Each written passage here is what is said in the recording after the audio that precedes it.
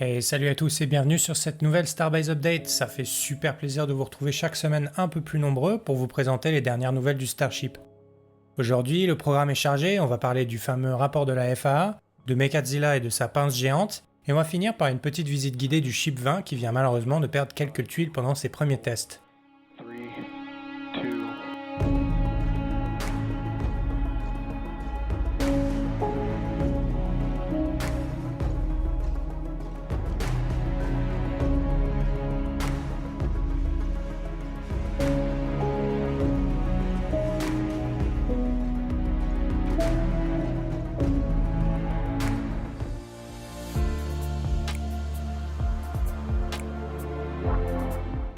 Et oui, comme je t'en parlais dans l'introduction, une des grosses actus du Starship de cette semaine, c'est que la FAA a enfin publié un rapport d'enquête préliminaire de 134 pages pour évaluer l'impact environnemental de la Starbase, notamment pour savoir si oui ou non SpaceX peut poursuivre ses activités à Boca Chica. Dans ce rapport, SpaceX, qui prévoit jusqu'à 5 lancements orbitaux par an, confirme son intention d'agrandir la Starbase. Sur cette carte, on constate que SpaceX souhaite notamment ajouter une nouvelle piste d'atterrissage, une seconde tour Mechazilla et une nouvelle ferme à ergol orbital. Le constructeur spatial précise aussi qu'une plateforme flottante pourrait être utilisée pour faire atterrir les prototypes au large de la Starbase, c'est-à-dire dans le golfe du Mexique. Pour rappel, je ne sais pas si tu avais suivi cette actualité l'année dernière, mais SpaceX a racheté 2 plateformes pétrolières, Deimos et Phobos, pour les reconvertir en port spatial flottant. Même si les conclusions du rapport préliminaire de la FAA semblent plutôt favorables au projet d'Elon Musk, en cas de pépin administratif, le constructeur pourra donc compter sur ces 2 plateformes pour poursuivre le développement de son Starship. Parmi les autres éléments intéressants du rapport, on y retrouve le tout premier rendu officiel de la tour de lancement, la fameuse Mechazilla.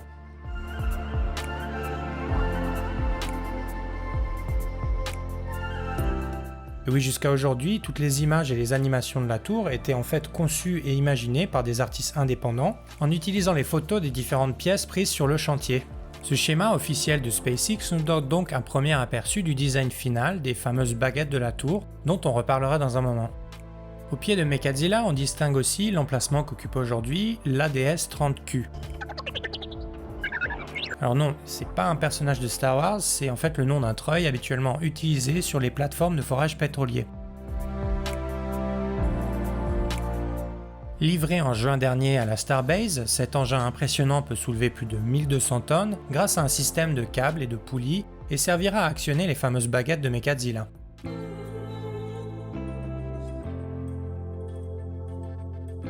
Si tu es nouveau sur la chaîne, je te propose d'en profiter pour faire le point sur le chantier du pas de tir orbital surnommé Stage 0. Pour assembler les 2 étages de son Starship, SpaceX finit de construire une tour de lancement de plus de 140 mètres de hauteur, ainsi qu'une table orbitale qui sécurise le booster Super Heavy lors de son ravitaillement en ergol. Pour faire le plein du second étage en ergol, un bras cryogénique a été installé sur la tour, une structure aussi appelée Quick Disconnect Arm ou QDA. Une extension en forme de pince, dont on reparlera un petit peu plus tard, servira à stabiliser les 119 mètres du Starship au niveau des grid fins du booster.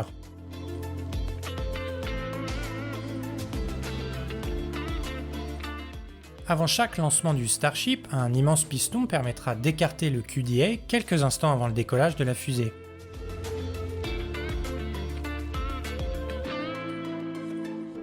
Pour placer le booster Super Heavy au sommet de la table orbitale, SpaceX utilisera un chariot capable de coulisser le long de la tour.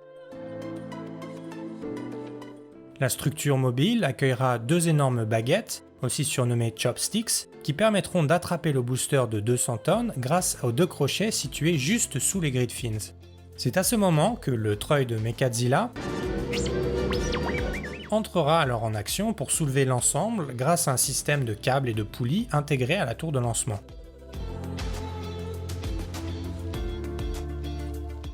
D'après Elon Musk, des chenilles seront bientôt installées pour ajuster la position du booster le long des bras de Mechazilla.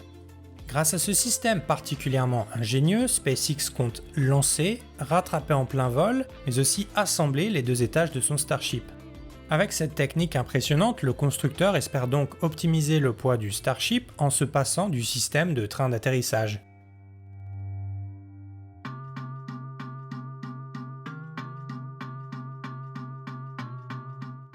Apparemment, c'est d'ailleurs pour finir d'assembler la fameuse tour Mechazilla que samedi dernier, les équipes de SpaceX ont déplacé le booster B4 pour libérer la table de lancement orbitale. Entre-temps, les ouvriers de la Starbase avaient changé l'un des 29 moteurs installés sur le prototype du Super Heavy.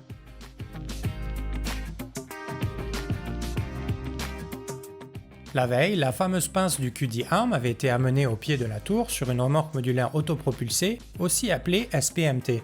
SpaceX utilise régulièrement ces plateformes mobiles pour parcourir les 3700 mètres qui séparent le site de production du site de lancement de la Starbase.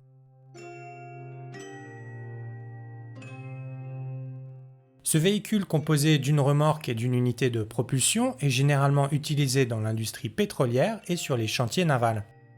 Placé sur des vérins hydrauliques, chaque paire de roues peut pivoter à 360 degrés tout en maintenant une charge de plusieurs milliers de tonnes parfaitement horizontale. Sur ces images capturées par le photographe Starship Gazer, on constate que l'upgrade de la tour de lancement s'est déroulé comme prévu. Pour rappel, selon Elon Musk, cette pince géante doit servir à stabiliser le Starship, mais aussi à faire le plein en carburant du second étage.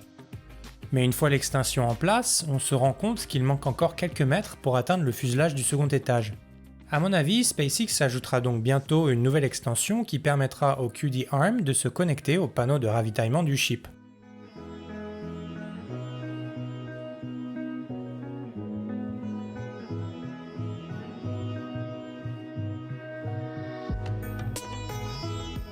On part maintenant du côté de la table de lancement orbital, où les ouvriers travaillent jour et nuit pour finir d'assembler les conduits qui ravitailleront le Super Heavy.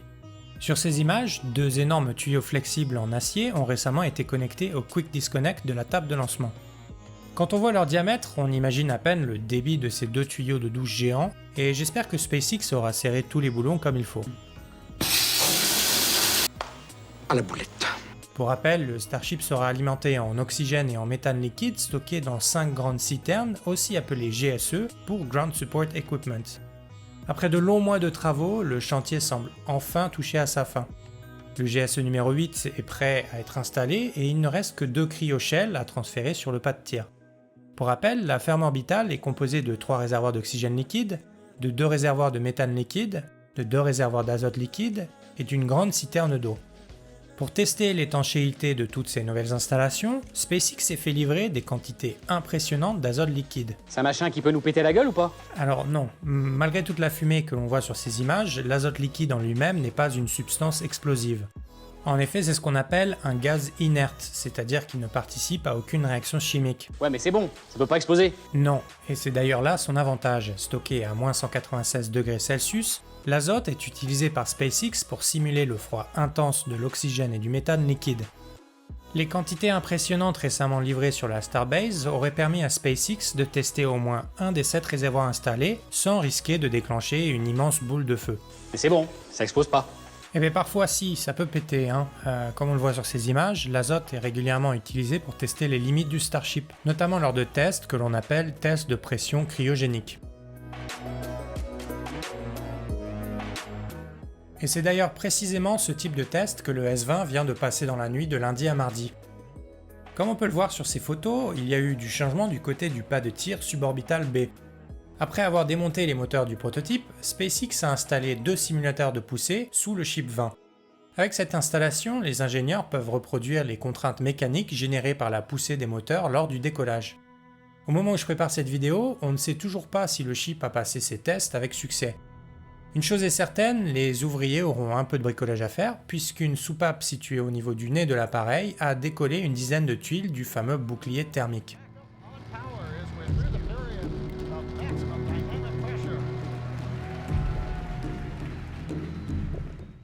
En attendant le feu vert de la FAA pour son premier tir orbital, les ouvriers ne perdent pas de temps et la construction des futurs prototypes avance à vitesse grand V. De nombreuses pièces ont été repérées sur le chantier, et comme on le voit sur ce diagramme de Brendan Lewis, la construction des chips 21 et 22 est déjà largement entamée. Sur ces images, on constate d'ailleurs que les ouvriers posent maintenant les tuiles thermiques sur chaque section avant de les assembler les unes aux autres. Avec cette nouvelle méthode, les ingénieurs espèrent peut-être optimiser la chaîne de production.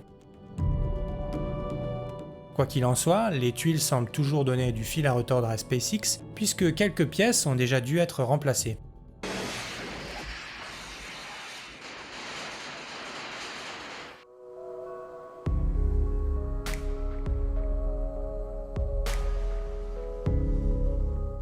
Sur ce plan rapproché du prototype capturé par le photographe Starship Gazer, on retrouve le panneau de ravitaillement sur lequel le bras cryogénique viendra alimenter les réservoirs en ergol.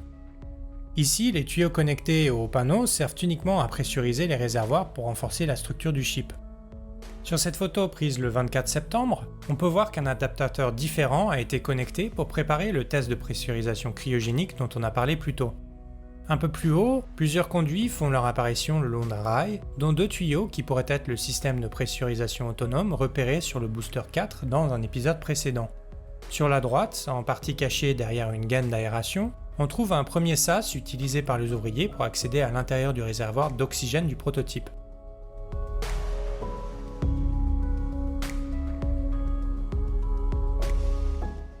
Sur cette image, 3 éléments sont reconnaissables. Sur la gauche, un second sas de maintenance pour accéder au réservoir de méthane. De chaque côté du fuselage, 2 soupapes d'équilibrage de pression reliées au réservoir d'oxygène. Enfin au centre, les boîtiers du système FTS, c'est-à-dire la charge explosive utilisée par SpaceX pour mettre fin au vol en cas de soucis techniques.